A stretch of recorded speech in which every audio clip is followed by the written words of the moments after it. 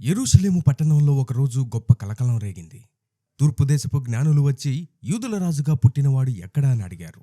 ఈ ప్రశ్న వినగానే అందరికంటే ఎక్కువ భయపడిన వ్యక్తి హేరోదు రాజు. ఎందుకంటే అప్పటికే యూదుల రాజు అనే బిరుదుతో సింహాసనంపై ఉన్నది హేరోదు రాజే. ఇతను హేరోదు మహారాజు, ఏషావు సంతతికి చెందిన ఎదోమీయుడు. రోమా ప్రభుత్వ అండతో యూదయ దేశానికి రాజయ్యాడు. ఇతను గొప్ప భవనాలు, యెరూషలేము దేవాలయాన్ని అద్భుతంగా విస్తరించి కట్టించాడు. కాని అధికారం కోసం సొంత భార్యను, కుమారులను చంపిన క్రూరమైన మనస్సు ఇతంది. అందుకే మరో రాజు పుట్టాడని తెలియగానే అతనిలో అసూయ రగిలింది. జ్ఞానులను పిలిచి క్రీస్తు ఎక్కడ పుడతాడని ఆరా తీశాడు. ప్రవచనం ప్రకారం బెత్లెహేము అని తెలుసుకున్నాడు.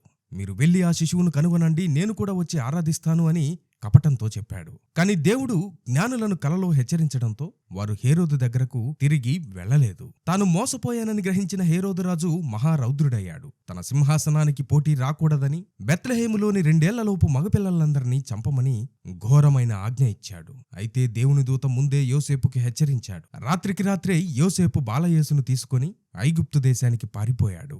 హేరోదు క్రీస్తును చంపాలనుకున్నాడు, కాని దేవుని చిత్తమే నెరవేరింది. హేరోదు జీవితం మనకు ఒక హెచ్చరిక. మనిషికి ఎంత అధికారం ఉన్నా దేవుని ప్రణాళికను ఎవరూ ఆపలేరు. హేరోదు దేవుని కుమారుణ్ణి ఎదిరించి ఓడిపోయాడు. చివరకు భయంకరమైన వ్యాధితో మరణించాడు. మనం దేవుని చిత్తానికి లోబడితే హేరోదు లాంటి శక్తుల నుండి దేవుడే మనల్ని కాపాడతాడు.